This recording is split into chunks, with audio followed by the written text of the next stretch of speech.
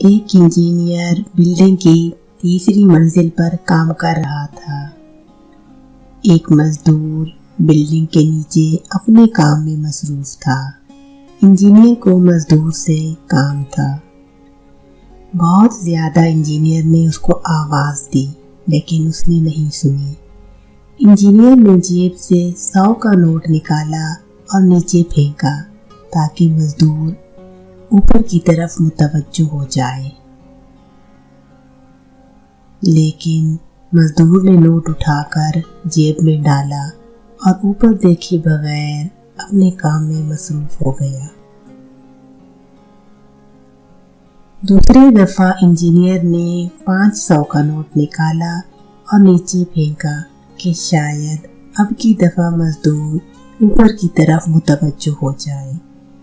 मजदूर ने फिर से ऊपर देखे बगैर नोट जेब में डाल दिया।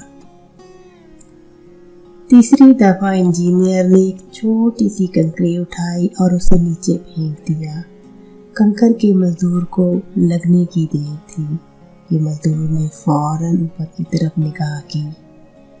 इंजीनियर ने उसे अपने काम के बारे में बताया।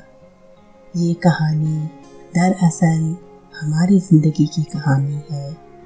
हमारा रब हम पर हमेशा रहमतों की बारिश करता है कि शायद हम सर उठाकर उसका शुक्र अदा करें, उसकी बातें सुने, लेकिन इस तरह हम उसकी बात नहीं सुनते।